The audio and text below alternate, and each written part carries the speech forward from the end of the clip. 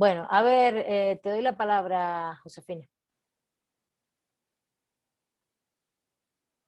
Nada más para ahondar un poquito más en que usted dice, hay conocimiento, bueno, dicho desde otro punto de vista, ancestral muy valioso, pero que desgraciadamente por la influencia, como dice usted, el eurocentrismo avasalló con los pueblos, con las grandes culturas de acá que tenían un nivel muy valioso y entonces ellos tienen enseñanzas que nos pueden servir mucho, como dice usted, a lo mejor no es desde el área de una universidad, como dice Boaventura, los universitarios ahora deben de ver no solamente las ciencias, sino que hay otros conocimientos muy valiosos y que debemos de valorarlos. ¿Para qué? Para que haya que se termine el sufrimiento, se termine pues el abuso que han tenido pues llamámosles ahora capitalistas, pero Boaventura hace una reflexión muy buena para que se valoren todos esos conocimientos, como dice usted, a lo mejor se basaban en el sentido común, pero son conocimientos muy valiosos, entonces pues a mí me gustó cuando leí sobre esto, porque dice uno, es que son conocimientos arcaicos, están atrasados, no, tienen un valor muy importante. Nada más, maestra. Estoy muy de acuerdo contigo, yo todavía no les he puesto a leer todos esos ámbitos. Sí vamos a leerlo en la unidad 3, Aventura, y justamente es esto. Lo que está pasando con esta lectura que les estoy poniendo es que yo no, a ver, tenía otra que les iba a poner, pero eh, es una lectura hecha por un filósofo del derecho cubano que tiene un corte más marxista, que a mí me gusta mucho, yo siempre la he usado, pero ustedes siempre, como que el lenguaje a veces, como es un poquito barroco el lenguaje en Cuba, la forma de escribir es barroca. Ustedes se van acostumbrando a mi forma de hablar, pero nosotros, y yo también llevo muchos años en México y he cambiado mi forma de hablar, pero nosotros somos muy barrocos a la hora, entiende la palabra barroco, ¿no? Ponemos muchos adjetivos, hacemos interjecciones, valoramos cosas constantemente a la hora de escribir. Entonces, es muy interesante porque una chica, una compañera, una amiga está dando una clase ahora y tomó las lecturas de Voltaire, tomó mis cursos de ahí del Moodle y me dijo, ay, los estudiantes cómo se ponían, que decían que la lectura que estaba rara. Claro, primero porque nadie le enseña marxismo, ese es el primer punto, y segundo porque son chicos de Libero, se imaginan, de Iberoamericano.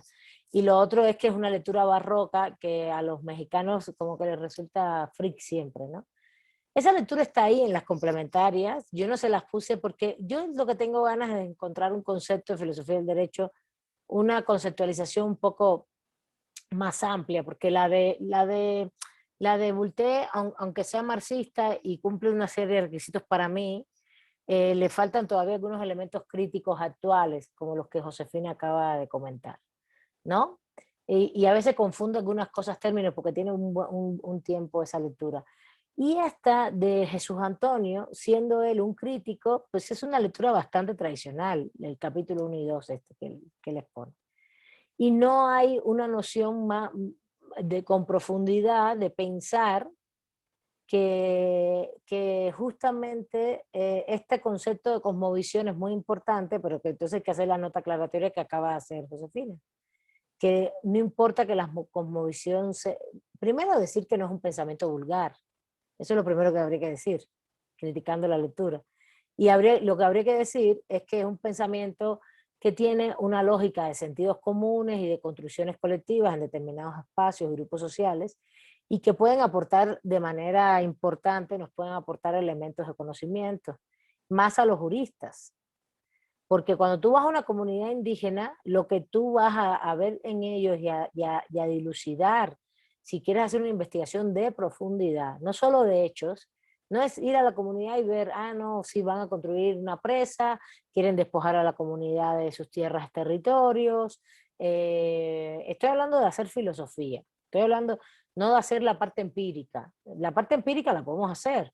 Podemos ir a la comunidad, podemos estar ahí con ellos, podemos decirle, ah, no, mire, le están violando el derecho a la consulta, previa libre informada, porque pasó esto y esto y esto, vamos a fundamentar que les están violando su derecho a la tierra territorio, por esto y esto y esto, y ustedes analizar y hacer la contrastación típica, silogística, de qué es lo que está en el convenio 169 de la OIT, qué está en la Constitución mexicana, y poder fundamentar una demanda. ¿Sí se entiende? Eso es empírico dogmático. ¿Sí se entiende eso? ¿Sí entienden el nivel de conocimiento de ese, no? ¿Sí? ¿Sí están conmigo? Sí. Ahora, pero si ustedes quieren profundizar y hacer elementos y profundizar en sus principios, en sus formas de vida, para incluso que eso te ayude a argumentar en las demandas, porque una de las cosas fundamentales, por ejemplo, con pueblos indígenas para argumentar en las demandas, es demostrarle, por eso le piden los jueces los peritajes a los antropólogos. A los antropólogos le piden peritajes, porque uno de los elementos fundamentales es justamente demostrar en el juzgado que ellos tienen una forma de ver lo que se está planteando en derecho ahí. Y para eso hay que hacer una traducción de saberes, que es lo que dice Boaventura. Y esa traducción de saberes es entre las cosmovisiones que ellos tienen, lo que dice el derecho dogmáticamente, y ahí hay una mediación de interpretación que es filosófica completamente. Que tú dices, bueno, es que ellos filosóficamente, en su cosmovisión, están viendo así la tierra del territorio, están viendo así el proceso de consulta. ¿Cómo me vas a decir que hiciste el proceso de consulta porque fuiste un día y les preguntaste a 4 personas? O hiciste una asamblea mañada. No, la asamblea está mañada. O hiciste una asamblea y no vino toda la comunidad y no respetaste los tiempos comunitarios. ¿Qué es el tiempo comunitario, por ejemplo? No, porque es que hay tiempos judiciales. Me vale madre el tiempo judicial. Se los digo así con sinceridad. El tiempo judicial no puede estar por encima del tiempo comunitario cuando estás resolviendo un problema que tiene que ver con un pueblo indígena, porque los tiempos comunitarios son otros, no son los tiempos occidentales. Esa traducción de saberes nos toca a nosotros hacerla en un juzgado, si vamos a defender de pueblos indígenas. Y eso, en el fondo, tiene una reflexión filosófica, ¿no? Y tienes que tener ese fundamento de... Y ahí es donde voy a la clase de hoy, que a mí me preocupa que se nos va el tiempo y nos queda la mitad de la clase. Y es que justamente el segundo capítulo tiene que ver con la epistemología, porque es que desde donde tú te ubiques, y aquí voy a dar la definición concreta para abrir el tema, es desde donde tú te ubiques para construir tus conocimientos filosóficos e incluso epistemológicos, empíricos, analíticos, y también desde donde tú vas a interpretar la dogmática jurídica, son posiciones epistémicas lo que hay detrás de donde tú te ubiques. Lo que va a ocurrir realmente, y esta es una función que se enseña en esta área que es la filosofía del derecho, es que todos y cada uno de nosotros y nosotras, como juristas, vamos a asumir determinadas posiciones epistémicas para hacer todo, para no es ejercer, sino producir el conocimiento sobre el derecho que vamos a producir, sea empírico, analítico, sea dogmático en su marco de interpretación o sea filosófico, teórico. ¿Sí se entiende? Y vamos a tener posiciones epistémicas diferentes. La epistemología es el área de la filosofía, es la disciplina de la filosofía que estudia cómo construimos ese conocimiento. Pero el cómo no es metodológico, el cómo es epistémico y la epistemología es desde donde tú te ubicas para construir en el conocimiento. ¿Cuáles son las posiciones epistémicas más conocidas, por ejemplo? Hay muchas clasificaciones y a mí realmente como que ponernos a ver todas las clasificaciones y esto que hablan aquí de la verdad del conocimiento, la verdad lógica del conocimiento, no es lo que más me interesa. Me interesa mucho, realmente es, eh, bueno, me interesa mucho en comprender que, que hay formas de acceder al conocimiento, vamos a esa clasificación, desde diferentes puntos de vista. Y por ejemplo, yo regularmente a ustedes en esta clase lo que les digo es, hay una forma o una posición epistémica racionalista, eh, que asumen el conocimiento desde el punto de vista de que él puede ser emitido desde la razón, y esta posición epistémica abarca evidentemente o tiene base fundamentalmente en el positivismo jurídico. Pero bueno, ahorita voy a eso. Y hay otra posición macro, vamos a decir, son dos posiciones macro que yo trabajo fundamentalmente. ¿Se escucha bien? Que es Sí, profesora. la posición crítica, en la cual estaría ubicado Boaventura de Sousa Santos, por ejemplo, que es la posición crítica en la cual nos vamos a dar cuenta que es una posición que abarca una reflexión teórica, filosófica, sí, pero muy sustentada en la realidad social. Mientras las posiciones racionalistas abarcan una reflexión teórica, filosófica, muy sustentada en que el ser humano construye esa reflexión única y exclusivamente desde su instinto, desde sus formas de pensar, desde sus lógicas cognitivas, mientras que los que estamos en el ámbito crítico o en la epistemología crítica, decimos, nosotros más bien lo que hacemos es abarcar estas posiciones epistémicas, abarcar el conocimiento jurídico desde un ámbito donde nos importa mucho la materialidad, lo que está ocurriendo en la realidad social, la materialidad de las cosas, y usamos todo el tiempo la racionalidad, evidentemente, porque nadie deja de pensar, ni mucho menos. Incluso el pensar es una característica del ser humano. No sé si van conmigo. ¿Entendieron hasta aquí? ¿Sí?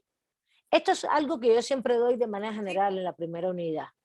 Es como, vamos a ver que en el derecho realmente estamos llenos de posiciones racionalistas abstractas me refiero, racionalistas abstractos que construyen horizontes filosóficos abstractos, ¿no?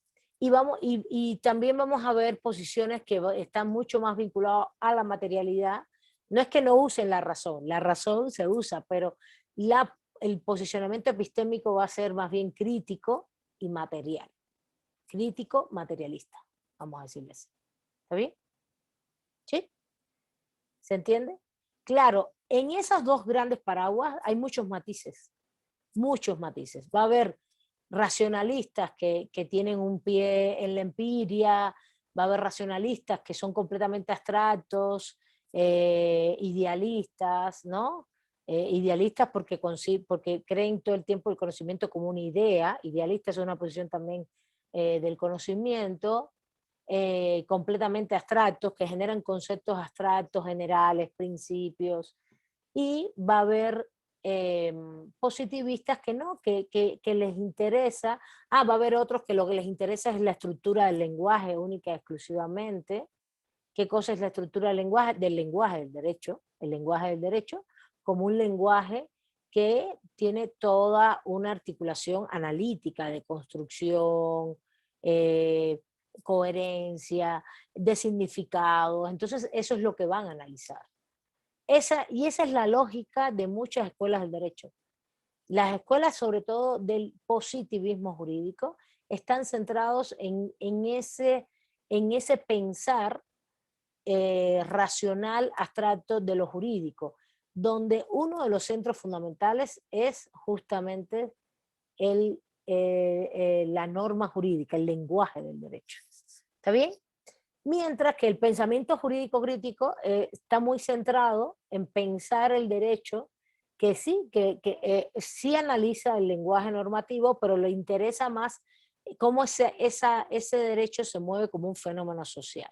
Por tanto, se ubica más al derecho como un fenómeno material, vinculado a la realidad social, y de ahí vamos a construir también principios y postulados y valores, pero vinculados a esos procesos históricos. Incluso el positivista llega un momento en que pierde lo histórico, pierde su noción de lo histórico. El positivista racionalista abstracto se vuelve muy ahistórico, ¿no? Porque está pensando solo en ese concepto, ¿no? ¿Qué son los derechos humanos?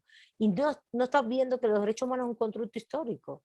Entonces te da un concepto abstracto. Bueno, eso te puede servir hasta un punto, pero justamente lo que yo voy a enseñar en esta clase es a que ustedes conozcan las diferentes posiciones filosóficas, no a que se vayan con ninguna y que uno es mejor que otra, ni mucho menos, pero sí tienen que saber, y para eso es la clase de hoy, de que tienen la base de esas posiciones, son posiciones diferentes desde el punto de vista epistémico.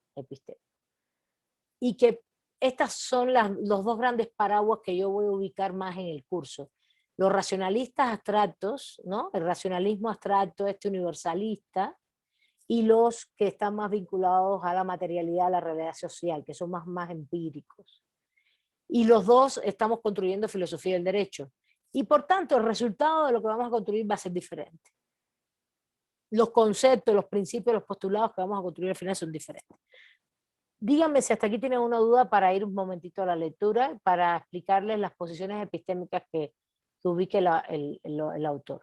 Si quieren preguntar algo, comentar algo.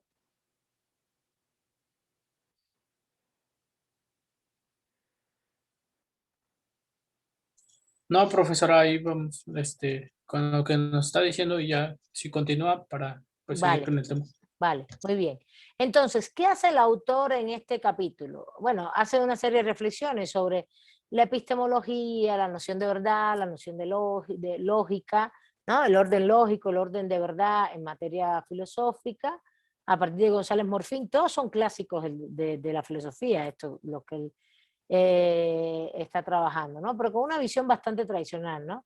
La verdad del conocimiento, verdad lógica, es la adecuación entre el entendimiento y la realidad objetiva, como también usando el concepto de verdad vinculado a esta cosa de una construcción lógica del conocimiento, estructurada, y que se comprenda, y que a la vez esté también vinculado a lo que pasa en el mundo, ¿no? No es que a cosas que sean factibles en el mundo, porque también si alguien se pone a decir que no, que por ejemplo, que el principio del universo, por ejemplo, en el mundo antiguo, ¿no? ¿Se acuerdan? Como principios de funcionamiento del ser humano, la naturaleza del hombre, ¿no? El principio es el agua, o el principio es el aire. Bueno, pues eso tenía cierto sentido que se discutiera en ese momento, ¿no? Pero que hoy empecemos a discutir que el principio de la justicia es el agua o el aire, por ejemplo, pues no tiene mucho sentido, ¿no? A ver, ellos hablaban del principio del aire o del agua para los seres humanos, pero por ejemplo, estos principios, es que ahora no recuerdo un concepto, habría que buscar un concepto así como de Aristóteles, de Platón, de justicia, y hay conceptos ahora, por ejemplo, donde medie la esclavitud, nadie va a aceptar eso hoy, ¿sí? Donde medie un principio de justicia donde la esclavitud es un elemento relevante como podía ser en la antigüedad, pues no, eso no, ¿sí se entiende? Nadie lo va a aceptar hoy. Entonces, un poquito eso es lo que quiere decir la verdad del conocimiento o verdad lógica es la adecuación entre el entendimiento y la realidad objetiva. Y es que esa realidad objetiva tiene un componente histórico. A ver, Ramiro, adelante.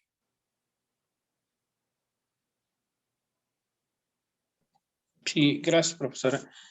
Sí, es cierto que la posición crítica y que va en base pues a la realidad social es muy válida.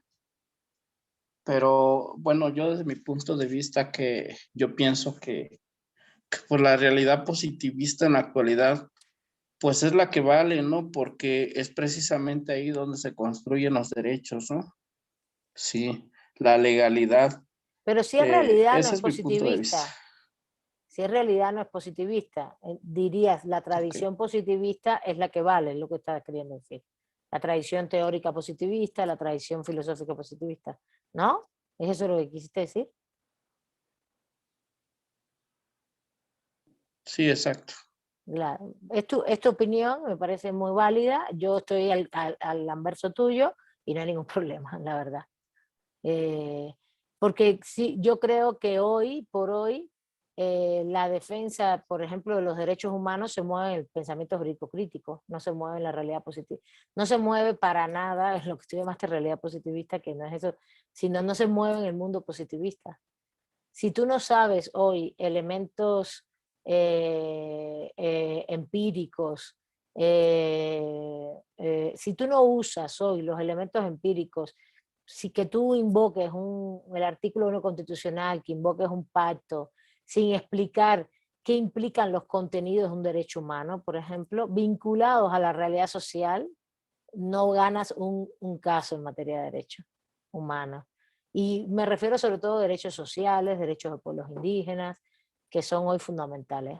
Ah, que tú quieras meter un amparo con el tema de la libertad de una persona, que la metieron presa, este acto que es como tan clásico y muy puntual, porque fulano está preso, luego entonces meto el amparo porque le está violando el artículo tal que prevé que la libertad de movimiento, pues sí, claro, pues sí. Pero hay muchos derechos y muchos ámbitos del derecho hoy que no se mueven para nada en la realidad positivista. Y lo voy a demostrar en la clase, ¿eh? Vamos a hacerlo para que veas que el derecho humano al agua, si no entiendes la realidad para poderla verter en una demanda, y para eso necesitas conocimientos de realidad social. Y lo que te dice el pensamiento jurídico crítico es darte las herramientas para que tengas ese conocimiento y a la vez, si quieres filosofar y teorizar, pues mejor, y profundizar más y conocer esos principios para defender a los pueblos o defender a una comunidad, pues sí. Vamos a abarcar todo, vamos a tratar de abarcar todo lo posible, a ver todo lo posible que podemos abarcar. Por ejemplo, yo estaba pensando ponerles lo de la filosofía ñañú, o de Ñuzabí, ahora no recuerdo, de Francisco López Bárcena, para que vean cómo esos principios te pueden ayudar a ti a la hora de articular una demanda de derechos de pueblos indígenas.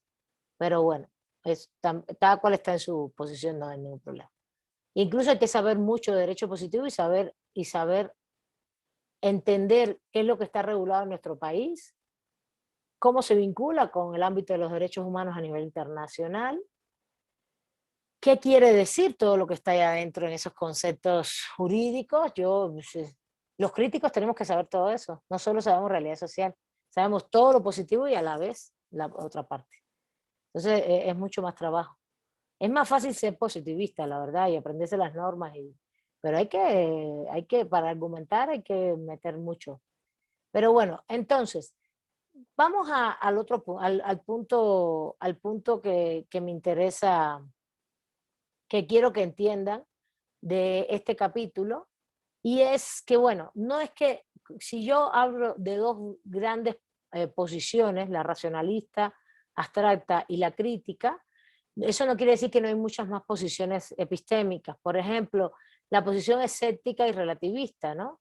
Eso es una posición epistémica. La posición escéptica es la que te niega la posibilidad de acceder al conocimiento. Es decir, no puedes saber exactamente qué es el derecho. Eso es lo que te está diciendo.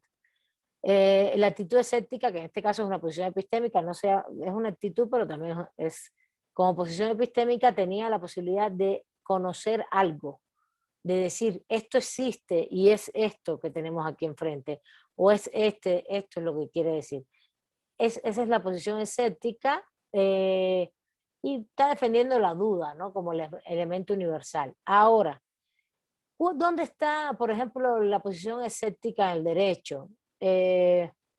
Vamos a leer un momentico lo que dice González Morfín. Dice, si esta pretensión escéptica se aplica al conocimiento jurídico, se destruye toda certeza con sus consecuencias inevitables. Es decir, una posición escéptica del derecho no, te rompe toda la certeza jurídica, con sus consecuencias inevitables. Esta posición es especialmente destructiva en relación con el valor fundamental de la certeza o seguridad jurídica. No es posible defender la seguridad jurídica en la práctica de la vida real si se rechaza la posibilidad de conocimiento verdadero y cierto en la filosofía del conocimiento jurídico. ¿Cómo se puede tener plena seguridad de un derecho o de una obligación si en general y desde el punto de vista de la esencia del conocimiento no es posible la certeza en el juicio humano? Esto es muy importante y eso no quiere decir que no haya ninguna escuela que sea escéptica jurídica. Vamos a leer una, es el realismo jurídico estadounidense. El realismo jurídico estadounidense, su principal expositor, Jerome Frank, es es el escéptico jurídico por excelencia. Y él dice que el derecho no es que no exista, que el derecho no se puede entender de ninguna manera por lo que estamos entendiendo como derecho. Y vamos a leer, es un texto muy bonito, muy interesante, donde él se cuestiona realmente que el derecho sean los precedentes judiciales, porque él es de origen estadounidense. Y dice, los precedentes judiciales, no, mentira, eso no es así. Claro, es una posición escéptica entre comillas, porque realmente en el fondo él está, el que es escéptico asume una posición específica, entonces deja de ser escéptico. No hay conocimiento, no se sabe lo que el derecho es, pero al final te está diciendo lo que el derecho no es, y es una posición en sí. Eso es lo que pasa. Y te está diciendo, el derecho no son los precedentes judiciales. ¿Por qué? Así lo dice Jerome Frank. ¿Por qué? Porque sencillamente el derecho funciona en los tribunales y lo que funciona es lo que quieren los abogados decir, lo que quieren los jueces escuchar, lo que quieren los jurados escuchar, lo que la gente interpreta de lo que se hizo. Ya lo analizaremos, es muy Profesora, interesante. Es muy interesante. Dígame, digo, Yair. entonces bajo esa Levanta, óptica, profesora, sí, escucha. Sí, digo, sí. bajo esa óptica que lo está viendo, entonces no existiría ser escéptico, ¿no? No Para mí, existiría, digo, porque siempre sí, se creen. Ajá, sí, exacto, porque siempre asumen una posición de algo. Hay ajá, gente, exactamente, siempre asume una posición. Y es sí, exacto. negativo o positivo, claro. No, pero no solamente porque asumas una posición, sino porque al final tú dices, no, es imposible conocer el derecho, porque el derecho es lo que dices, que se mueve constantemente, que es lo que pasa en tribunales, y lo que pasa en tribunales no tiene nada que ver con lo que se dice que el derecho es, ¿entiendes? Y él lo explica. Es una posición escéptica, pero en el fondo te está diciendo lo que para él el derecho es. Tú puedes sacar de ahí una serie de conclusiones de lo que el derecho es. ¿Entiendes? Entonces, ya lo veremos. Pero sí, la verdad, estas posiciones en mi criterio son posiciones que nos llevan a yo no creo en el valor de seguridad jurídica. El valor de seguridad jurídica para mí es una invención de la modernidad y de ese positivismo jurídico abstracto, y de eso lo vamos a discutir en clases, porque para mí la seguridad jurídica es un valor del siglo XIX y siglo XX para encubrir lo que el derecho preveía para defender al capital, el desarrollo del capital y del sistema capitalista en sí. Es la seguridad jurídica de la propiedad privada del 1%, no es la seguridad jurídica mía. Claro, hoy por hoy no creo en que el valor tenga, como valor jurídico, tenga la fuerza que se le da hoy en las clases, en los sistemas normativos, y además porque es una falacia. Vean hoy lo que está pasando en los tribunales de amparo. Hay 150 tribunales de amparo contra un aeropuerto porque los afectados, que son empresarios, fueron corriendo a hacer sus amparos para defender su propiedad. Hoy hay ya 40 amparos contra la ley de la reforma eléctrica porque los afectados empresarios creen que la propiedad está por encima de los derechos humanos. Y ese es un tema. Entonces, la seguridad, y han suspendido entonces la ley de la reforma eléctrica, y nosotros seguimos pagando, pagándole la luz, la energía eléctrica a los empresarios, ¿no? Entonces, la seguridad jurídica tiene muchos matices económicos y políticos. Entonces a mí ahí eso sí me preocupa. Y en constitucional, lo que van a ver constitucional conmigo, van a verlo también. Como sí, tenemos previsto derechos humanos, está muy bien, pero ¿por qué, por ejemplo, el magistrado José Ramón Cosío y la Suprema Corte, a la hora de definir cosas fundamentales sobre los territorios de los pueblos indígenas, siempre los casos son en contra de los pueblos indígenas? ¿Por qué? Porque los matices económicos y políticos están ahí. Entonces, la seguridad jurídica tiene un matiz económico-político muy fuerte. Eso no quiere decir que no haya normas, que no haya jurisprudencias, y que no haya formas de interpretar el derecho de manera general. Pero se mueve mucho, depende del proceso histórico en el que estés. Y esos principios que nosotros defendemos en filosofía del derecho se mueven mucho en ámbitos de interpretación donde lo político y lo económico tienen mucho que ver. ¿Sí se entiende? Entonces yo ahí cuidado con la seguridad jurídica abstracta, racional, como principio macro del orden jurídico. Bueno, sí es un principio del derecho, pero pues, en la realidad social hay que tener en cuenta que puedes ganar el caso o no, o que tu caso puede ser destruido porque sencillamente está en un contexto. Yo tengo muchos ejemplos en estos 15 años de trabajo con movimientos sociales, ejemplos de cómo en momentos determinados los casos no fluyen jurídicamente, sencillamente porque los poderes judiciales son muy conservadores, no es que defiendan los derechos humanos, van en función de poderes económicos. Sí, y sí hay mucho de eso. En México, bastante. Como en otros países ha funcionado de otra manera. Y eso no quiere decir que no haya habido avances y que no haya casos interesantes. Bueno, voy a la posición de relativismo. El relativismo igual, es que el conocimiento es relativo, ¿no? Que dice, hace depender la validez del conocimiento de cualquier elemento, factor cognitivo, menos de la realidad objetiva, que es el objeto del juicio. Está hablando de realidad objetiva como objeto del conocimiento, el derecho, ¿no? El derecho. Si la verdad del conocimiento no depende de la adecuación, estoy apurando un poquito por la clase, ¿no? Quiero terminar el capítulo. Si la verdad del conocimiento no depende de la adecuación del entendimiento con la verdad objetiva, dependerá de multitud de factores arbitrarios y variables, como por ejemplo la estructura psicofísica de la naturaleza humana, el ambiente cultural del sujeto que juzga, la afectividad del individuo, los intereses o preocupaciones de cada quien, la infraestructura económica en diversos ambientes sociales y cualquier otro factor con tal de que no sea la realidad objetiva. A ver, y entonces el relativismo para González Morfín, que dice que el derecho como sistema de normas, como facultad o potestad de cada quien sobre lo suyo y como lo justo que se debe a otro, se desploma si se acepta el relativismo epistemológico, del que se sigue el relativismo moral y jurídico. A ver, aquí hay dos puntos importantes con el relativismo. Una cosa es decir, tienes una posición epistémica crítica y otra es una posición.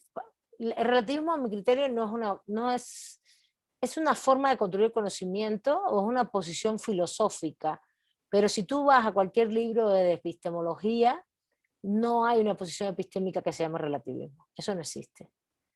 Lo que existe es más bien posiciones epistémicas objetivistas, subjetivistas, por ejemplo. Si la persona tiene una posición epistémica subjetivista, asume que el conocimiento lo construye el sujeto. Si es objetivista, es que tiene que ver con el objeto que se construye, que el conocimiento es el objeto, el derecho. Y si para ti el derecho es la norma jurídica, ese es el conocimiento que estás investigando. Y si no, va a ser el sujeto el que construye el derecho. ¿Cómo lo construye? Pues en las teorías del derecho subjetivistas te hablan de los procesos de interpretación que hay de las normas jurídicas, de argumentación, etc. El relativismo el escepticismo sí es una posición epistémica, el relativismo no, es lo que quiero decirles. Y el relativismo es una posición filosófica donde se plantea, como bien dice el autor, que todo es relativo, que depende de muchos factores. Sí, ok, pero cuidado con que el relativismo caiga en una posición nihilista, que es la que yo estaría de acuerdo con el autor.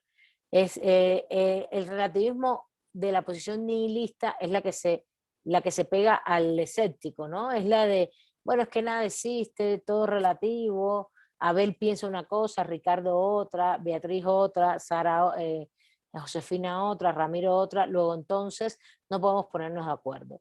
Y ahí yo estoy en contra. Yo creo que yo estoy hablando, cuando hablo de, por ejemplo, racionalistas o críticos, todos tenemos una serie de principios y certidumbres propias, aunque construyamos el conocimiento desde lugares diferentes.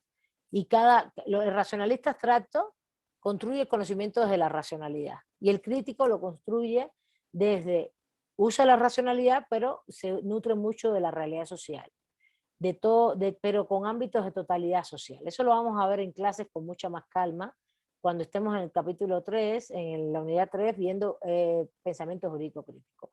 No es que construimos desde la realidad el derecho y que yo tenga una opinión y Ricardo otra. No. Se construyen principios de totalidad. Y muchos podemos estar de acuerdo con los positivistas. Por ejemplo, en la defensa de los derechos humanos, por ejemplo, por supuesto, vamos a estar de acuerdo. Lo que pasa es que nosotros vamos a concebir los derechos humanos de una manera, como dijo, el mejor ejemplo lo dijo Josefina hoy, es la cosmovisión, es un saber popular que puede estar en una comunidad indígena y que hay que traducirlo y usarlo, y ella lo dijo con sus palabras, ¿no? Es muy importante para el conocimiento de manera general, y eso yo también lo afirmaría.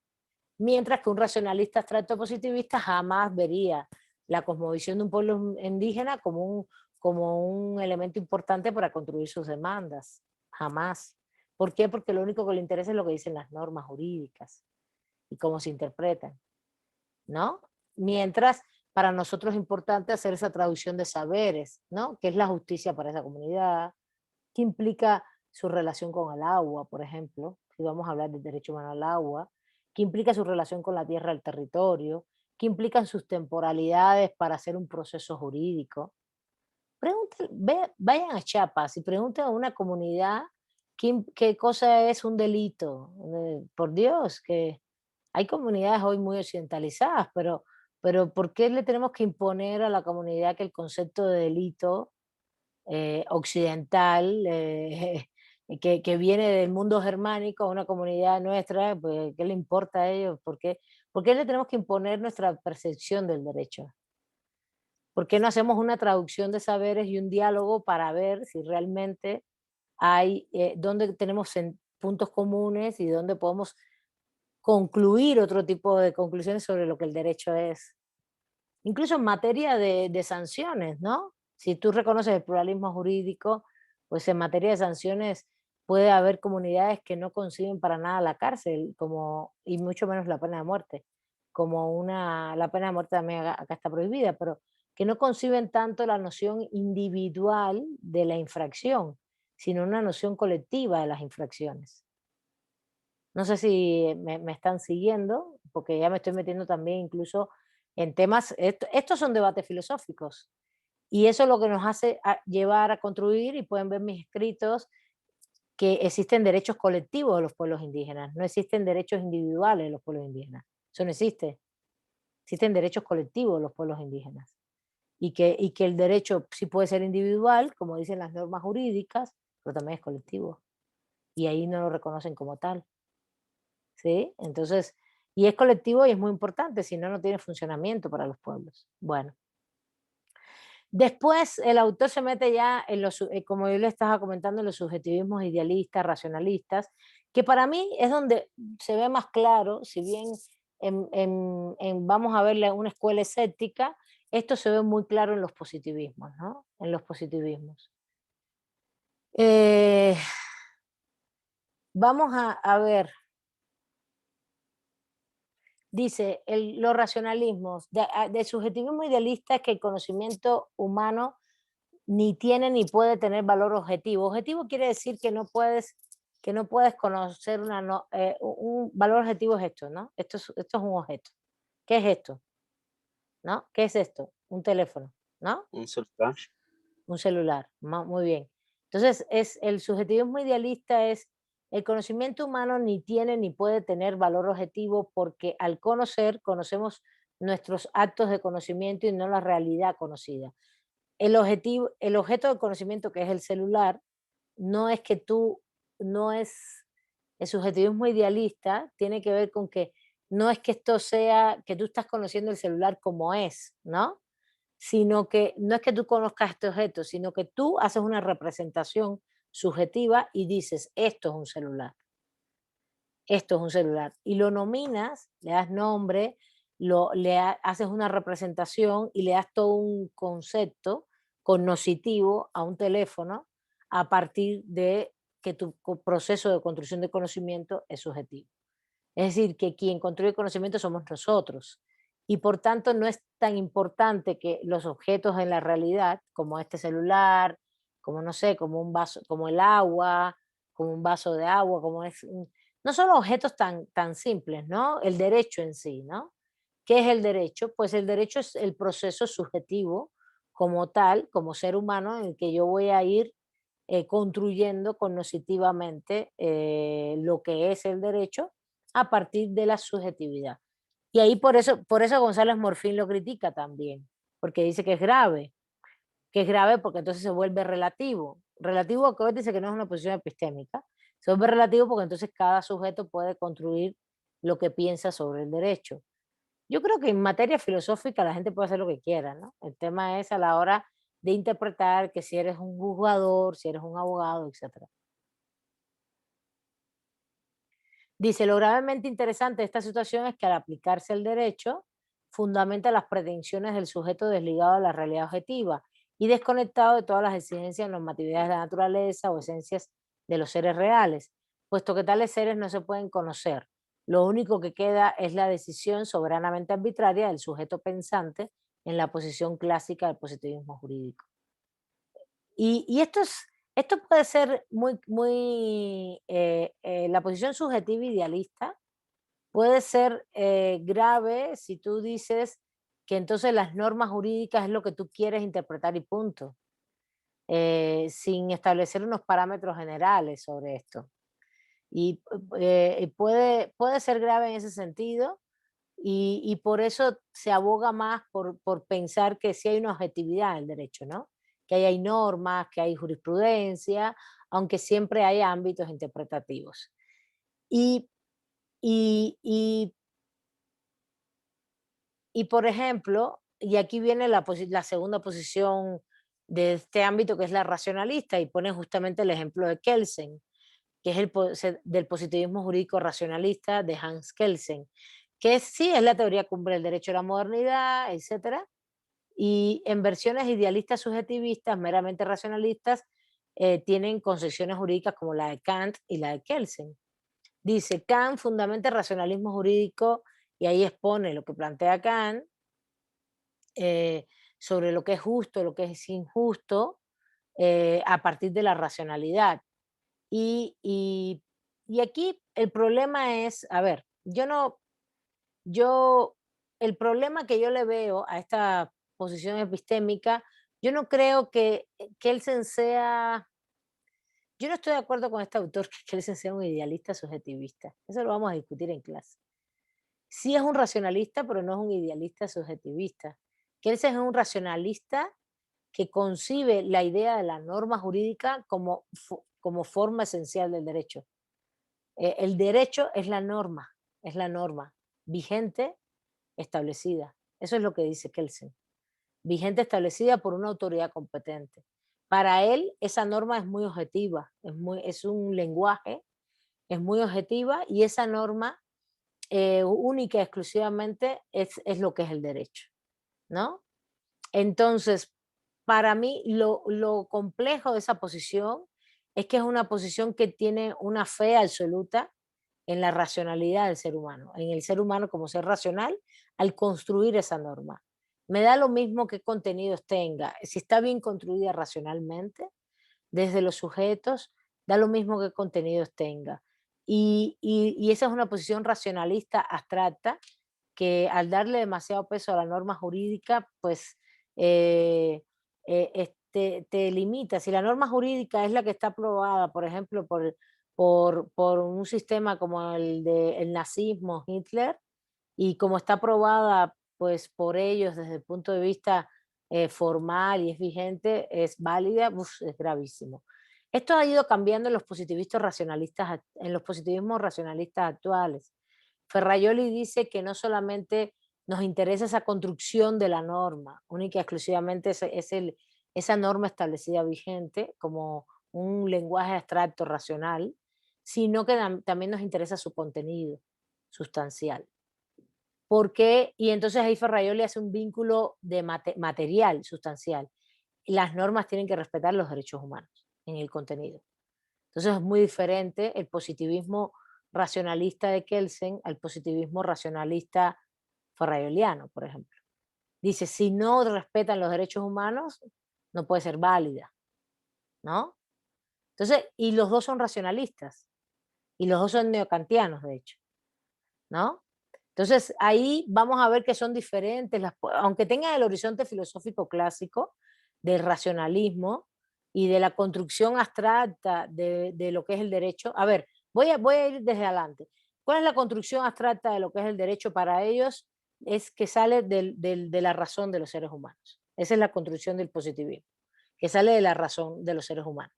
Estoy hablando de filosofía desde el punto de vista del derecho, ¿no? ¿Qué es el derecho para un racionalista? Que sale de la razón de los seres humanos, de un proceso racional. Y ese proceso racional tiene un discurso que tiene que ser coherente y lógico, ¿no? El problema es que cuando tú te metes a los positivistas y dialogas con ellos, como es el caso de Kelsen, para Kelsen lo importante es que esa racionalidad te dé una norma válida, vigente, porque hay una autoridad que la aprobó, que es la competente para hacerlo.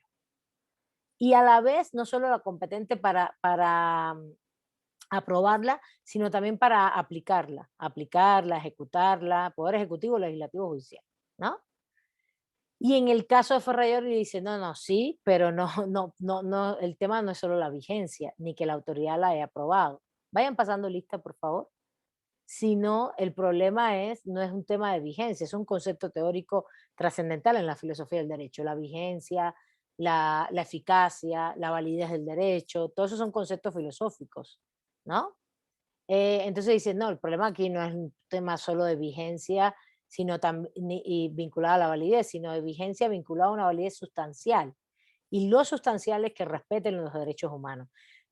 Si esas normas están muy bien aprobadas por el legislativo, aplicadas por el ejecutivo, aplicadas por el judicial, aplicadas por el ejecutivo en políticas públicas me refiero, pero no respetan los derechos humanos, pues son inválidas, ¿no? Entonces ahí hay un cambio importante de cosmovisión y los dos son positivistas, ¿no? Están haciendo un debate, una construcción del derecho, de lo que el derecho es filosóficamente desde el punto de vista de la racionalidad. No, Disculpe, ¿a quién comparaba? ¿Es Ferrayoli? ¿Quién dijo primero? Y Kelsen. Hace falta leer las lecturas, ahí lo tenemos delante de la lectura. Y Kelsen. Mientras que en el caso de los que somos críticos materialistas, decimos, nosotros ubicamos más bien, es que no me va a dar tiempo, son las 5:30 y necesitamos más tiempo para construir esto. Voy a dejar para hacer el primer examen en las lecturas hasta aquí, que además ya la terminamos. Y en ese, lo que quiero es que entiendan es que ellos van a construir universalismos abstractos. Ellos van a construir como conocimiento conceptos universales abstractos. ¿Sí explicamos los universales abstractos en la clase? ¿Sí se llegaron a explicar? ¿No? Cuando habló de filosofía, ¿no? Cuando estaba hablando de lo que era filosofía y sí, pues, mencionó, acerca de, ¿cómo se llama? Bueno, de los valores, ¿no? También estaba hablando y cuáles eran bueno, sí mencionó algo así, pero la verdad, en Pero este no lo hemos momento no trabajado sé. con profundidad. Bueno, a ver, te doy la palabra a Nada más. Ramiro rápidamente, porque ya son las 5:31, ya nos pasamos un minuto. Abstracto desde la racionalidad. Sí, un universal abstracto es la construcción del conocimiento como un universal, como un concepto universal, y abstracto quiere decir que no es concreto, que no es histórico, que no es concreto y que puede servir en cualquier momento histórico y por tanto es neutral. Y así lo ven los positivistas racionalistas. A ver, Ramiro, adelante. Yo nada más quería comentar, profesora, que encontré una frase aquí en el libro de Montesquieu, El espíritu de las leyes, en el capítulo 1, donde habla y dice que qué es lo que significa para él las leyes, ¿no? Y dice que pues es la significación más extensa, dice, de las relaciones derivadas de la naturaleza con las cosas. Muy bien. Entonces yo veo aquí que pues va más allá, ¿no? Para él las leyes no solo significan el aspecto positivo, ¿no? Sino el aspecto natural, ¿no? Sí, porque de hecho todos hasta el siglo XVII, XVIII, hasta el siglo XVIII todos eran naturalistas en su mayoría. Los positivistas surgen a partir del finales del XVIII, principios del XIX. Y Montesquieu, sí, todos defienden el justnaturalismo, que ese es otro universalismo abstracto, Ramiro. Y de hecho, desde Santo Tomás, el justnaturalismo está en todas las épocas hasta la actualidad y fue muy dominante, aunque tenga muchas aristas, Muchos es un horizonte filosófico el justnaturalismo. El tema es que tiene muchas aristas internas de acuerdo a cada contexto histórico. El de Montesquieu tiene que ver mucho con la modernidad en el siglo XVIII. Pero Rousseau también es naturalista y justnaturalista. Voltaire también lo es. Diderot, todos lo son. La Ilustración, Kant, todos son justnaturalistas. Los positivistas nacen a partir del siglo XIX con el positivismo jurídico-filosófico. Augusto Comte, Émile Durkheim. Y nacen las escuelas positivistas. Eso lo vamos a ver en clase. Dime, María, rápidamente.